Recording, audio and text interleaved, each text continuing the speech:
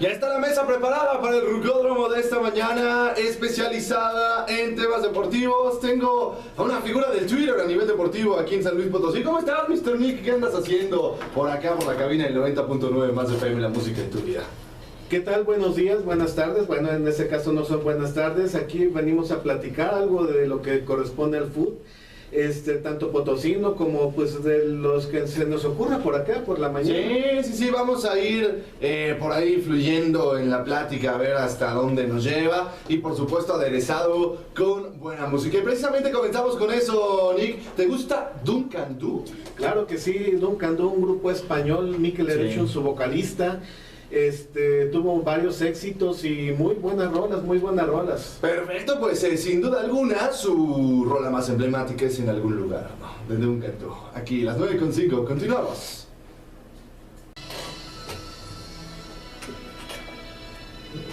Es Tina Turner, Missing You, aquí en el 90.9 Más FM, la música de tu vida. Me indican que me escuchan en el cono sur, amigos argentinos.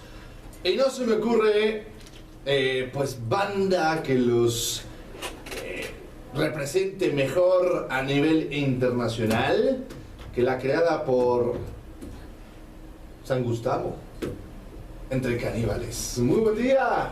Continuamos aquí en el 90.9 Más FM, la música de tu vida.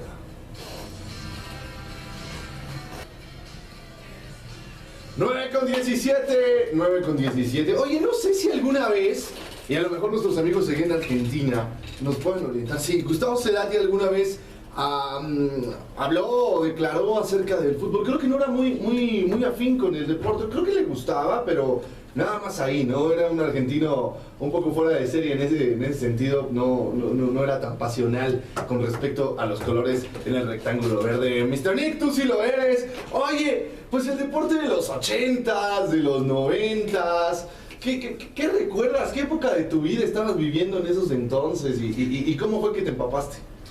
Caray, bueno, el fútbol siempre me ha gustado, siempre he sido un gran fanático junto con el cine y leer todo lo que se pueda. Y del fútbol, bueno, pues empecé a ser fanático a partir de los 80, a partir de los 70 más bien, de cuando estaba en mis primeros años de primaria. Le iba a un equipo, yo vivía en Uruapan, hasta que mi papá nos dijo, vámonos a San Luis Potosí. ¿A quién le ibas? Le iba a otro equipo. Otro equipo. Oye, era la época de Argentina 78, ¿no? Argentina 78. ¿Te tocó ver el descalabro de la selección mexicana que iba con tantas esperanzas al Cono Sur? Me tocó verlo, pero yo tenía unos 5 añitos más o menos. Sí. Pero sí recuerdo que veía en la televisión estadios repletos, estadios con una gran afición. Sí. Y a toda la gente triste. Aunque en ese tiempo la gente no estaba tan involucrada con el fútbol soccer como en ese entonces. En ese entonces la gente estaba un poquito más, como decimos, la rifaba un poco más el fútbol americano y el béisbol.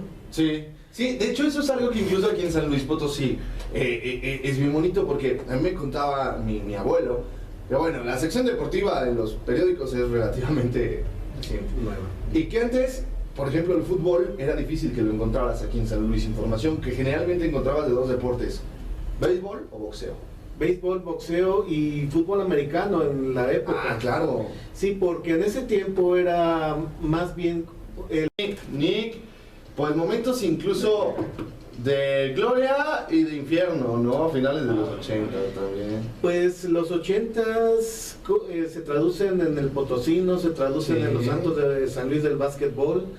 Y bueno, y tuvimos que esperar un poquito más, o no ubico muy bien en la época, pero creo que también podemos hablar, no, sí fue en los 80s, de los Tuneros de San Luis, que también trajeron a su superestrella, que en ese tiempo nos dio muchas satisfacciones, como lo fue Nick Castañeda, ¿verdad? Sí. Pero en concreto del fútbol podemos hablar de que en esa temporada los Cachorros, en esa década, perdón, los Cachorros tuvieron su mejor temporada, quedando, no me acuerdo si en cuarto o en sexto lugar, Sí. y por azares del destino no clasificaron a la liguilla, que fue cuando la federación se puso las pilas y empezó a tomar, bueno, también comercialmente, el asunto del repechaje. Claro, claro, que ya después moriría hace algunos años. Nick, tenemos a gente en la línea. Lupe Telles, ¿cómo estás? También sabes que me acuerdo que aquí se descendió a Correcaminos. Aquí se descendió a Correcaminos, ese fue el otro lado de la moneda de los años 80. Sí. Lupe, ¿cómo estás? Buenos días, te extrañamos aquí en cabina.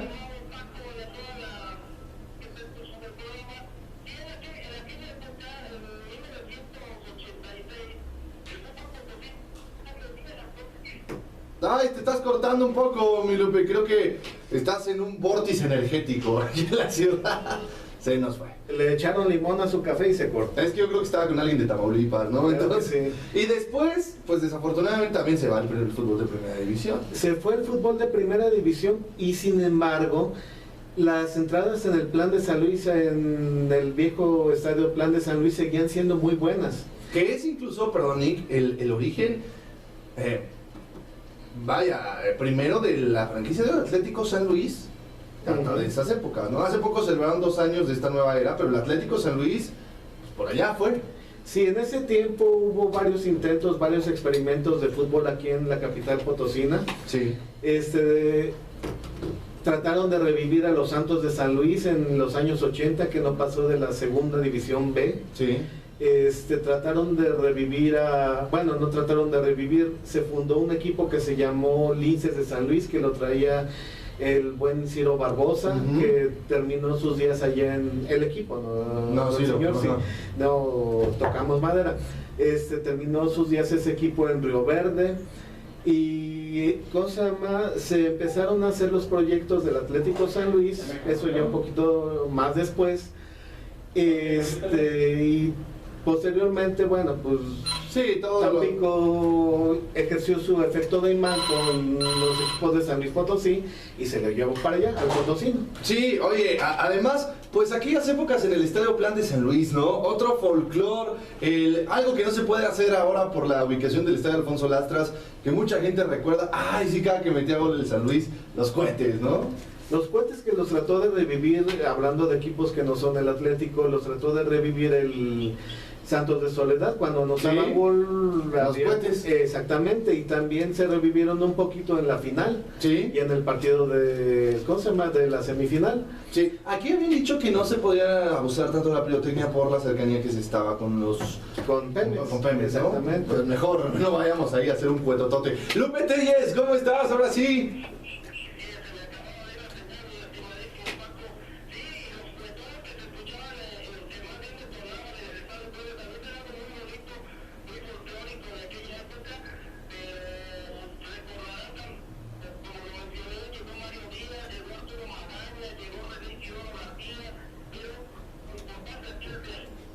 Sí, otra vez se te está yendo la señal, mi Lupe. Oye, además, el folclore, a mí no me tocó mucho visitar el Plan de San Luis por mi lugar de procedencia, pero que incluso era un folclore ir con tu chica. ¿Tú sabías si ibas con tu chica al Plan de San Luis o no? Es que en el Plan de San Luis había 2 tribunas, bueno, como en todos los estadios, pero la diferencia era muy marcada. En Sol no podían entrar mujeres, por ejemplo, no porque se les reservara el derecho de admisión, sino porque así les iba. Y en Sombra era un poquito más tranquila la cosa.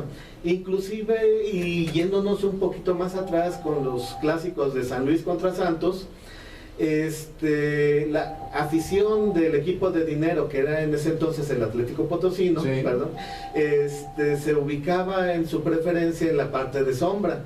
La afición de los Santos de San Luis en su preferencia ¿Y dónde que en San Luis casi no nos gustan ese tipo de divisiones sociales? Claro, en ese tiempo al equipo lo traía el señor Carlos Miló, que aquí empezó al equipo del Potosino, perdón, sí, hay que especificar. Sí. Al equipo de Santos de San Luis lo traía el entonces no viejo Luis Gris, que ya es... Oye, ¿Carlos Miló tuvo una carrera de entrenador o de enterrador? De entrenador, porque fue de los primeros que hizo campeones a los Tigres. Sí. Lo curioso fue, y no me acuerdo muy bien porque eso lo leí por ahí, que al momento de saltar o en momentos claves del partido, como el Potosino era el equipo al que dirigía, era el equipo del dinero, Sí. era el equipo de los millonetas, sacaba su cartera con un buen fajo de dineros y se ponía a contarlos enfrente de la tribuna. De ese tamaño estaba la rivalidad del Santos. Muy bonita. Además, la comida del plan de San Luis, la cheve, era otro folclore. Ahora los estadios son distintos, no solo en San Luis, a nivel mundial.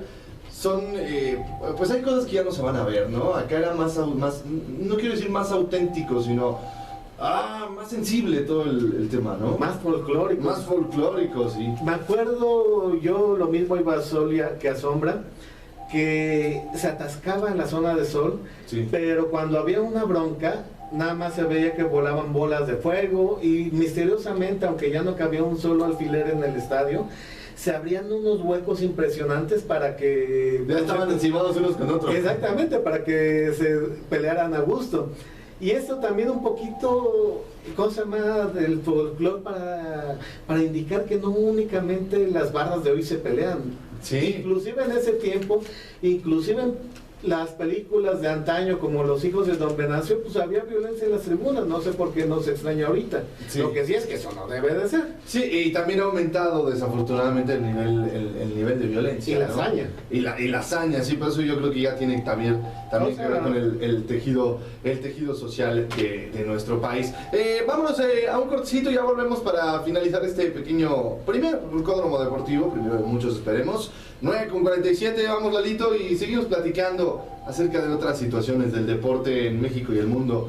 Los finales de los 80, los Juegos Olímpicos, Seúl 88, Barcelona 92, que para mucha gente ha sido los Juegos Olímpicos más estéticos de la historia, Estados Unidos 94, el tema de los cachirules. El tema de los cachirules que nos privó de ir a un mundial, pero bueno. Bueno, ya volvemos, buen día.